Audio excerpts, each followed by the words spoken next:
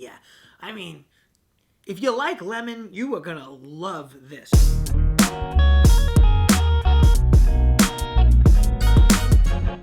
Hello! It is Janello, and it is holiday time. One of the things that's great about the holidays, besides the food and the presents and the family and the friends and the gatherings, are the drinks. So I thought today I would make one of the maybe most quintessential Italian, not just holiday, but epic meal finishing beverages, limoncello.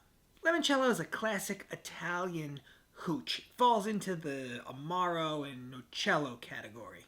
Basically anything that I've ever seen that my uncle can make around his home in Italy. For this one, it helps that he lives in a small village on a plot of land that for the last 100 years has been a citrus grove. I'll get back to that in a second. This is one of the simplest recipes you could ever imagine. All you need is a high alcohol spirit, some lemons, some sugar, some water, and a little bit of thyme. Before we get into the making of this, let me talk about my ingredient choices for each, starting with the alcohol. This is 90 proof vodka from Catskill Provisions, a distillery in Callicoon, New York.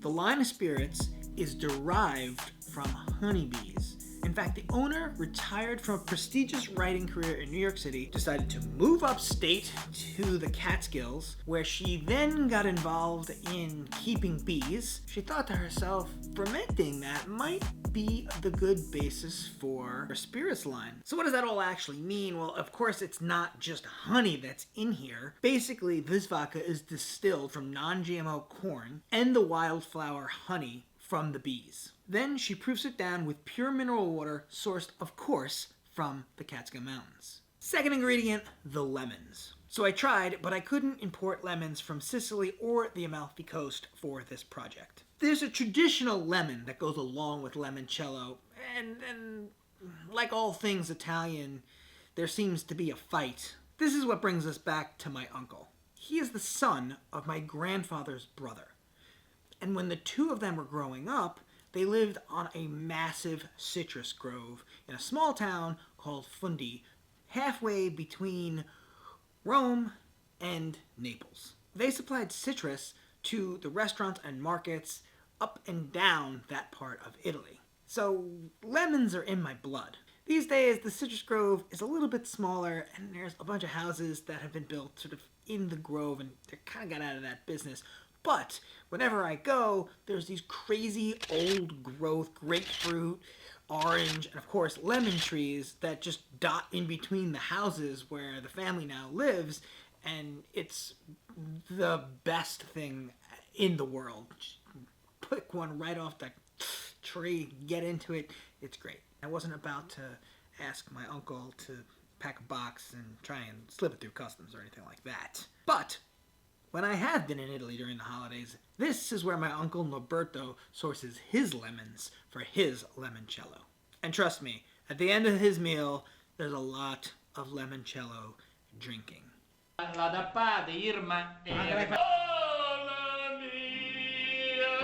His lemons, of course, are not the most classic lemons that you could possibly use, according to Italians, Sicilians, and a bunch of research on the internet. The most common lemons that are used in limoncello, on the Amalfi Coast, they are called Fusato Amalfitano. Have you seen these things? I mean, they're massive, massive lemons. The Sicilians make their limoncello with a lemon called Firminello Saint Teresa. The claim is that they are slightly less acidic, have a bit more juice in them, and oilier skin. And that's kind of an important detail, because the whole idea of limoncello is to use the skins of the lemon in conjunction with alcohol so that the alcohol pulls the oils out of the skin. So international citrus debates aside, I sourced these lemons from California. And the only thing that really matters when making limoncello isn't so much the lemons, it is the fact that these need to be unwaxed. Which, if you go to the grocery store, all of those lemons are waxed. Really, you can't tell that it is not waxed. It's not really something, maybe you could feel a little bit, but because, you know, it's a rind, and it kind of feels a little bit waxy anyway, just like all citrus fruit does. But if you have wax on your lemons, then the alcohol isn't going to be able to pull oil from the skins through the wax as efficiently or at all, and that's where all the flavor comes from. You get it? The last two ingredients to this recipe, sugar and water. For this project, we're going to use Catskills water because why not be a little bit fancy? And we're going to nod at one of our favorite boroughs of Brooklyn and use Domino's sugar. That's right, the pure white gold. So that's the ingredients. That's a little bit of backstory. Let's jump into the kitchen and start peeling lemons.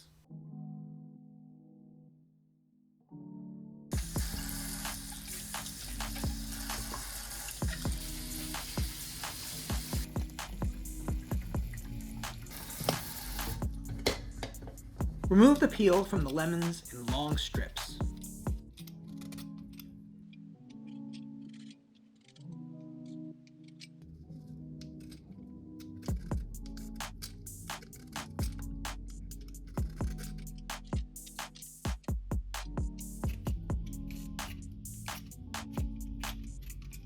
Then using a small sharp knife, trim away the white pith from the lemon peels. Place the lemon peels in a pitcher.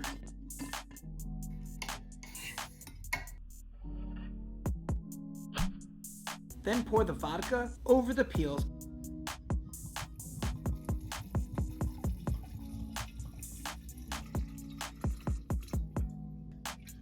and cover with plastic wrap. Steep the lemon peels in the vodka for 4 days at room temperature. You can just leave them on the counter, that's cool.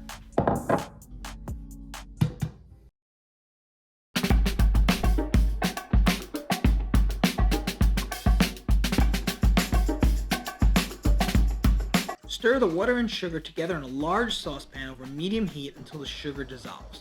Basically, you're making a simple syrup. Let that cool completely, then pour the sugar syrup over the vodka mixture. So we mixed in a little bit of the simple syrup, about 3/4 of a cup. It's pretty good. I think I'm gonna make it a little bit sweeter. I think we're gonna go for a cup.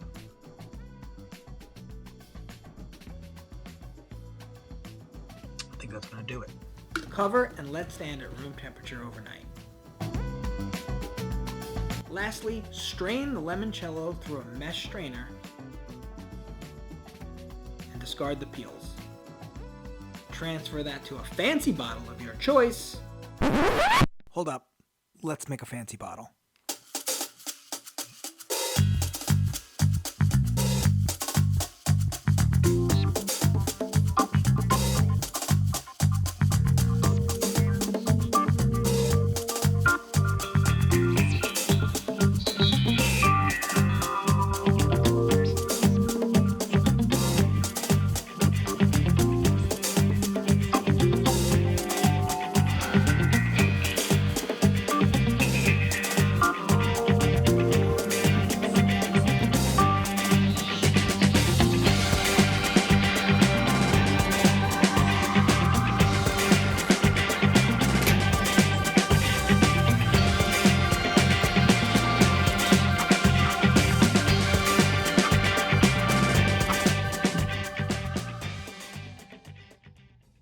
Now with that out of the way, let's finish up.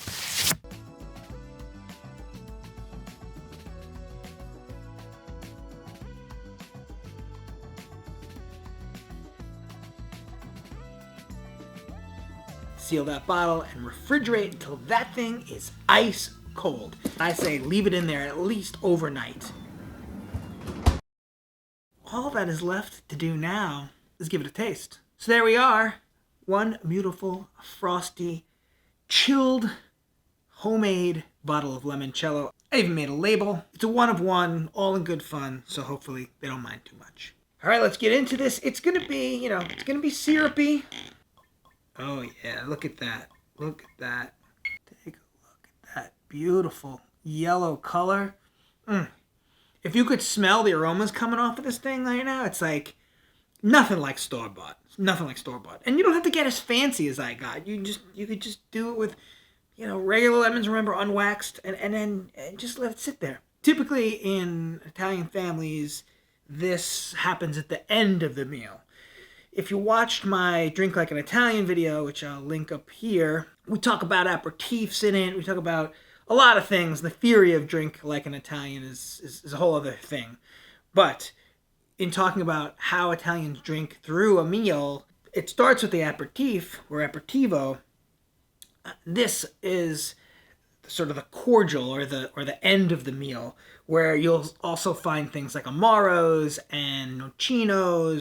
I'm going to give it a taste, kind of the moment that you've probably been waiting for. It's definitely the moment that I've been waiting for too, because I've tasted it in so many different spots of the process, just to like get the sweetness right and make sure that there's enough lemon infused in it, that this is really the first time I'm trying it chilled with all of the levels adjusted and everything. So here we go. That is nice. It's mellowed a ton from the sugar syrup that's in it, but it being ice cold, it's a thing, because even though this was only 90 proof, and people do this with like 170 proof, like full grain alcohol, you really got to water that thing down to get it to be somewhat smooth, like what this is. And honestly, there's a ton of lemon flavor in this. It's not like it didn't pull enough oils out of those lemon rinds. So really, going with a nice artisan small batch vodka, if like Pollinator, and they do it at a 90 proof, so it's a little bit higher than normal. It works so well. I'm very excited about this. So you pair this with maybe some cheesecake, or even just dig into that cookie tray and nibble on some of those cookies. Every once in a while, maybe you get a lemon cookie. Great. But this really is the standout lemon in the end of that long, crazy, delicious, belly-filling meal that we call Christmas. One last thing that's worth saying, this is also probably a great palate cleanser in between courses. So if you're going from we'll talk Italian style, right? If you're doing your pasta course and you're going to an entree course, this is a really nice palate cleanser. Sometimes if you're in a restaurant, they'll give you a sorbetto that's fruit flavored, maybe a raspberry, maybe a lemon, and it kind of just wipes your tongue clean of whatever it is that you just ate. This would do the same exact thing, and it's unique and a little bit fancier. Plus, it's a little bit more, boozy for the holidays.